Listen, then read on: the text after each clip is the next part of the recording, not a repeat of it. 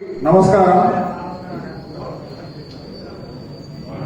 గౌరవనీయులు, మా సంస్కారం చూడండి. గౌరవనీయులు పెద్దలు పూజలు కొల్లు హనుమంతరెడ్డి గారు, మీరు చాలా మేధావులు అని చెప్పేసి ఫీల్ అవుతూ మా బీసీ వర్గానికి చెందిన హ్యాపీ కార్పొరేటర్ కొలుకుల జగన్ గారిని, ఒక సబ్బండ వర్గానికి చెందిన మీరు ఎలా మాట్లాడారో నిన్న ప్రెస్ మీట్లో ప్రజలందరూ చూశారు. మీ ముంగటికి ముఖ్యంగా ఒక 10 అంశాలు తీసుకొస్తున్నాను. కేసీఆర్కి జగనన్నను తీసుకువేసేసి నేను పరిచయం చేసిన అని చెప్పేసి, అసలు మీ పుట్టుక ఎక్కడి నుంచి స్టార్ట్ అయింది? మీరు ఎంపీపీ ఉన్నప్పుడు ఏ పార్టీ, తర్వాత టికెట్ ఇవ్వకపోతే ఆ రోజు టీఆర్ఎస్ పార్టీలో పోయినాం, టీఆర్ఎస్ పార్టీలో టికెట్ ఇవ్వకుంటే మళ్ళీ బీజేపీలోకి వచ్చినాం. రేపు పొద్దుగాల దీంట్లో ఇవ్వకుంటే ఏ పార్టీలో పోతావో తెలియదు. అది నీ కమిట్మెంట్, అది నీ లీడర్షిప్. ఇంకొకటి, మా నాయకుడు పట్టుకొని బీసీ నాయకుడిని నువ్వు పనికిరాని వాడవు అని చెప్పేసి పిచ్చి ప్రలాపం చేస్తున్నావు. మరి నువ్వెంత పనికి వచ్చేటోనివి? నువ్వు ఏ లెక్కతోని మాట్లాడుతున్నావు? నువ్వు బేషరతుగా వచ్చి ఇది జగద్గిరి గుంటలో వచ్చేసి జగన్ గారికి క్షమాపణ చెప్పాలి, లేకపోతే బీసీ సంఘం ద్వారా తీవ్ర పరిణామాలు ఎదుర్కొంటావు అని చెప్పేసి నేను చెప్తున్నా. నువ్వు చెప్తున్నావు నీ వీడియోలో, నేను 2 ఎకరాలు అమ్మి నేనేదో స్వచ్ఛంద సేవా కార్యక్రమాలు చేసిన అని చెప్పేసి. సరే, చేసినావు అనుకో. 2 సార్లు ఎమ్మెల్యేగా పోటీ చేసినావు, ఎందుకు ఓడిపోయినావు? ఎకరాకి ఎందుకు? మన నిజాంపేటలో ఒక మీ సొంత ఊర్లో కౌన్సిలర్గా మీ భార్యను, మా మర్యాద చూడండి, ఇక్కడ వదిలే గారిని అక్కడ నిలబెట్టారు, ఓడగొట్టుకున్నావు. నీ సొంత మనిషి నీ అక్కడ కూడా ఓడగొట్టుకున్నావు. అంటే అక్కడే అర్థమైపోతున్నది నువ్వు ఒక చెల్లని రూపాయివి అని చెప్పేసి. ఇంతకు నువ్వు స్పృహలో ఉండి మాట్లాడుతున్నావా లేదా అనేది అర్థం కావట్లేదు. మేము అది చేసేస్తాము, ఇది చేసేస్తాము అని చెప్పేసి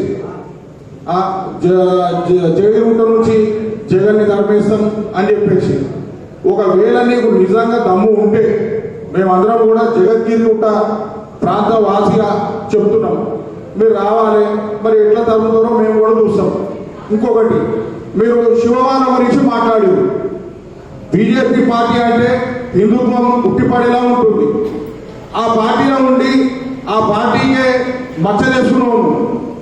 అది నువ్వు నిజంగా ఆయన ఒక శివమాల వేసుకుంటాడు, మేమందరం కూడా అయ్యప్ప మాల వేసుకుంటాం, నువ్వు అరే గురే అని చెప్పేసి ఎట్లా మాట్లాడుతున్నావు?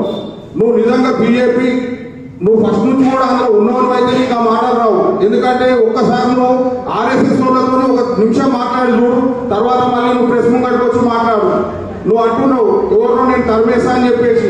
ఇట్లాంటి మాటలు మాట్లాడితే అదే బీజేపీలో ఆర్ఎస్ఎస్ వాళ్ళు వచ్చి నిన్ను మెడ పట్టుకొని బట్టలు ఇప్పి కొట్టి తరిమేస్తారు. ఇది నేను చెప్తున్నా హనుమంతరెడ్డి గారు. ఇంకోటి, ఎమ్మెల్యే వివేకానంద గురించి మాట్లాడుతున్నాను. ఆయన ఒక మచ్చలేని మహానాయకుడు. కూన కుటుంబాన్ని తరిమేస్తా అని చెప్పేశాడు. నువ్వు ఎంపీటీసీగా నిలబడ్డప్పుడు బాజ్పాల్లో జ్ఞానేశ్వరన్న ఏరియాలో ప్రచారం చేయడానికి తిరగడానికి నువ్వు భయపడుతుంటే, ఆ రోజు నువ్వు కాంగ్రెస్లో ఉన్నావు, మేమందరం కూడా ఉన్నాం, శ్రీశైలం అన్న, జగనన్న, మేమందరం వచ్చి నీకు మద్దతుగా అక్కడ ప్రచారానికి తిరిగినాం. మా ముఖం చూసి అక్కడ మీ పైన ఎటువంటి వాళ్ళు కార్యక్రమాలు కూడా చేయలేదు. అంటే నువ్వు ఇట్లాంటి లుచ్చ లఫంగా పనులు చేస్తున్నావు కాబట్టి వాళ్ళు అక్కడ నిన్ను తిరగనియడానికి కూడా, నువ్వు తిరగడానికి నీకు ధైర్యం లేదు ఆ ఏరియాలో.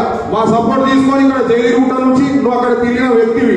అట్లాంటి మా నాయకుడి మీద నువ్వు ఈ ఆరోపణలు చేసిన అనేది కరెక్ట్ కాదు.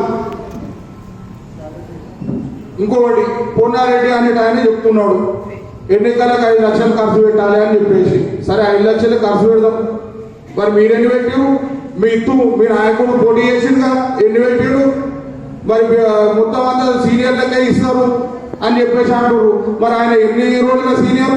1 రోజు ముంగట వచ్చేసి టికెట్ తెచ్చుకోలేదా? టీఆర్ఎస్ పార్టీ ఆడకుంటే వేరే పార్టీలో పోయేసేసి టికెట్ వేసుకొని గెలిచి ఏదో అధికారం పొందాలి, పైసలు ఖర్చు పెట్టి అనుకున్న దురహంకాలు మీరు.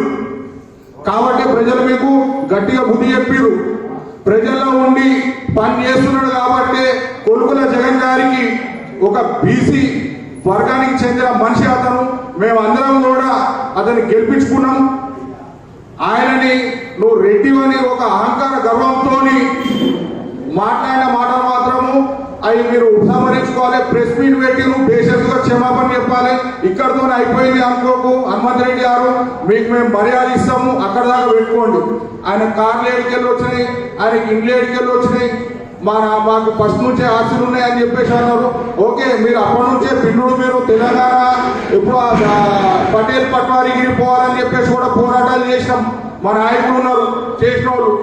సరే మీకు ఉండొచ్చు ఎకరాలు, అరే మాకున్నా అంటే చిన్నగా ఉన్నాయి పోయి ఒక ఇల్లు ఒక కార్యాలయం ఎవరికి లేకుండా ఉన్నది అంటే మీరేమో సంపన్న వర్గాలు కారణాలు ఎదిగాలి, మీరు జూబ్లీసులు గెస్ట్ హౌస్లు కట్టుకోవాలి, మేము మీ బూట్లు చూడాలా, మేము ఎదుగుతా రాజకీయంగా మా నాయకులు ఎదుగుతా. ఇంత వివక్షణ.